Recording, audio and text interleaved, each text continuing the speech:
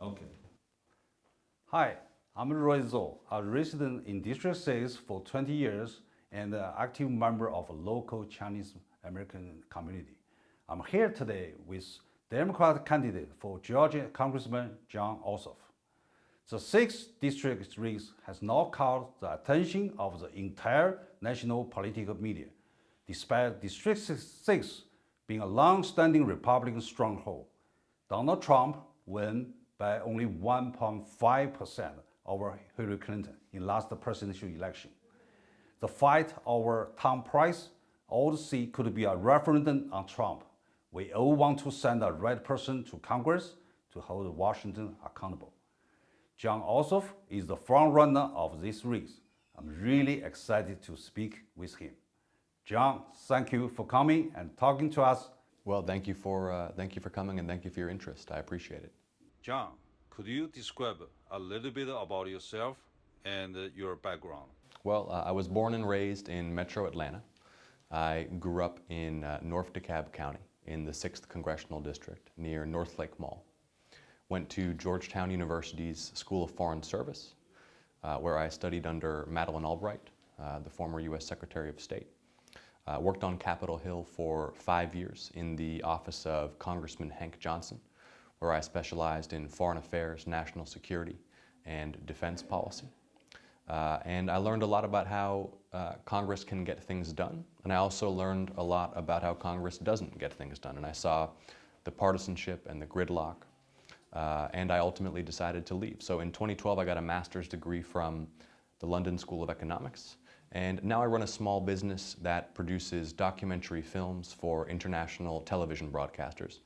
We specialize in investigations of crime and corruption, as well as frontline reporting from conflict areas.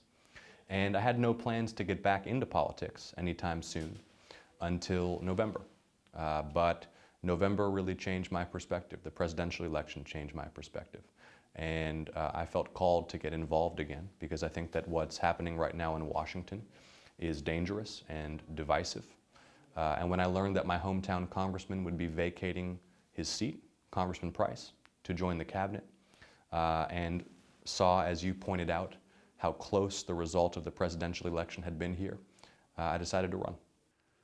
Georgia's Asian population is 4%.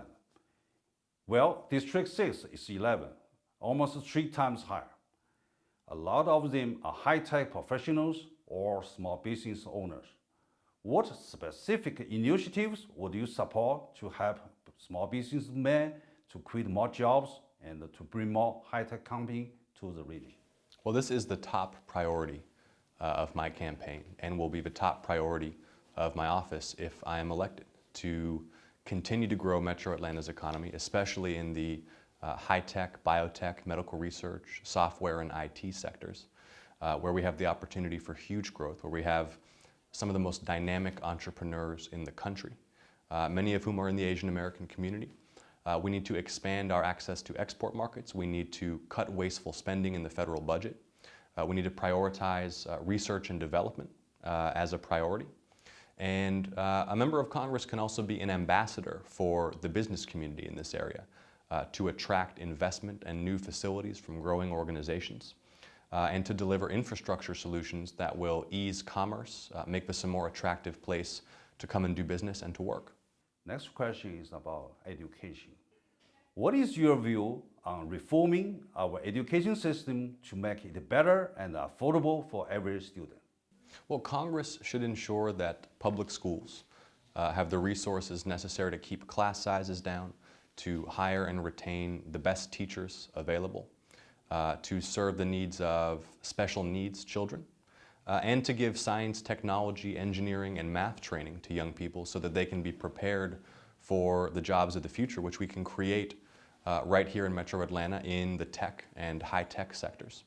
I think we need to be very cautious about turning education into a business and into a profit center, and stay focused on education as a means of training our young people and developing them professionally and personally so that they can thrive and achieve their potential in their lives. Trump's tax plan gives the richest Americans up to 8% tax cut, while the middle class get only 1 to 2% tax relief. For some in middle class, the Trump's plan would mean a tax increase. What will you do to help middle class and to improve economic equity? Well, I think it is likely that Congress will consider tax reform in the near future, looking at both corporate and individual income tax rates.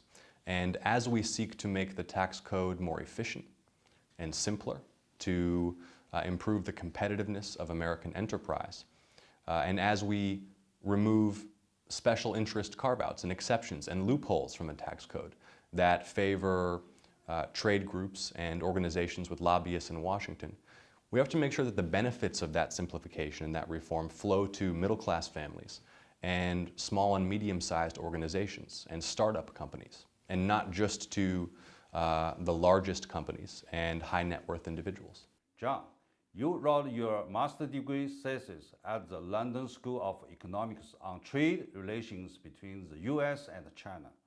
What is your view on current and future trade and political relationships between those two powerful countries? Well, 25% of jobs in Georgia rely on international trade. The 6th District and our growing economy rely on international commerce. And of course, Georgia, between Hartsfield-Jackson International Airport and the port of Savannah, is a major hub for logistics on the East Coast. So I think that it would be a mistake to go down the road of a potential trade war. I do think that there are some steps that the United States could take to level the playing field of international trade.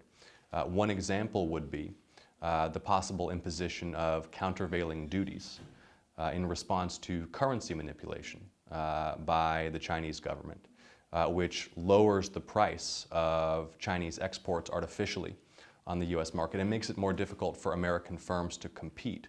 But we have to be very cautious about taking that kind of action because we will ultimately harm ourselves and our trading partners if we close down to the rest of the world and get into a trade war. Now I have a few questions from our Asian community. This one is from Jiangsu Jen Lee. What is the best way to handle on tax, government spending, national debt, and economic growth? Well, there is plenty of room to identify and eliminate waste and fraud in federal spending, and Congress needs to get serious about doing that.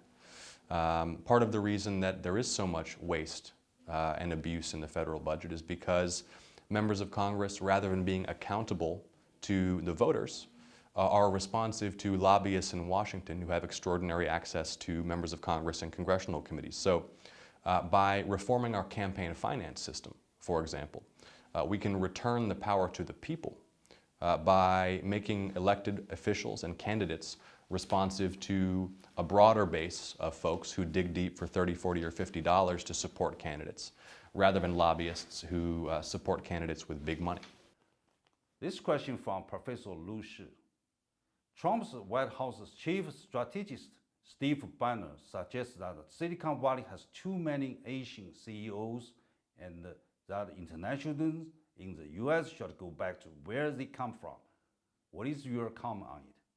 Well, I think that those comments are not consistent with American values and the values of this community. America is a country that has been built by immigrants from all over the world who come here seeking a better life, who come here to help us grow our economy so that America can become stronger and more prosperous. And right here in Metro Atlanta, of course, we have an Asian American population of citizens and legal permanent residents who are contributing every day to the growth of our economy, creating jobs, bringing investment to the community. And we need to make sure that we are welcoming and encouraging those who are here to be fully part of American life and help move our economy forward. Thanks for your time to talk with us. I wish you have a successful campaign. I appreciate it. Thanks a lot. Thank you. Thank you. Thank you.